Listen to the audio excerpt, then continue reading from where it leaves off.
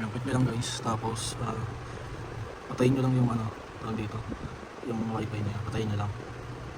Mag-i-reset nyo lang. Pwedeng yung ano, sabay na rin natin siguro ng reset yung tawag dito. Yung internet natin. Tapos tsaka natin buksan. Buksan ulit natin. Sarap na siya, fresh na lang.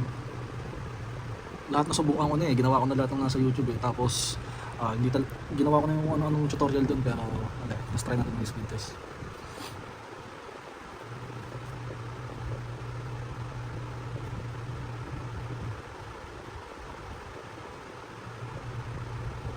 Ito nga lang naman yun, okay na. So, sign in lang natin yung account natin, wait natin. Oh, stop ko muna. Yes.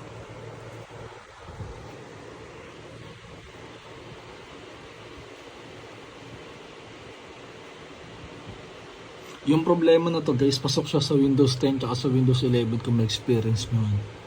Pero mas may experience ko siya dati sa Windows 11, sa Windows 10 bihira. Ayan. Pero kung may experience nyo lang, parehas lang kayo nung gagawin.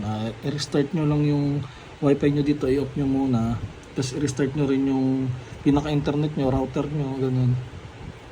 Start nyo lang, tapos connect nyo. Tapos try kayo, bago kayo mag-sign in sa Balo, mag-speed test kayo. Check nyo kung ilan yung, kung gaano kabilis yung internet nyo. Kasi minsan talaga, kahit nakakailang restart ka na, kung sobrang bagal talaga ng internet nyo, hindi talaga siya papasok.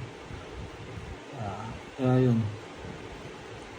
Kasi sinubukan ko na lahat ng tutorial sa YouTube, sa Error 62, hindi gumagana. Yung uninstall, hindi gumagana yun. Tapos yung sa CMD, tinry ko na rin yun, yung Flash, DNS, ganun. Basta ang dami pang tutorial sa YouTube na natry ko talaga, walang gumana kahit isa. Kaya sobrang tagal, sobrang hirap talaga nun. Tapos na-try ko, sabi ko, try ko i-restart yung internet ko. Tapos yun, ganun lang pala yung problema. Kaya kita nyo guys, basic na. Pag di ko mana sa inyo, try nyo na lang mag-comment sa comment section para malaman natin kung ano bang problema. Baka saaling makatulong tayo. Pero yan, kita nyo naman, gumana na. Kaya tara na, let's go!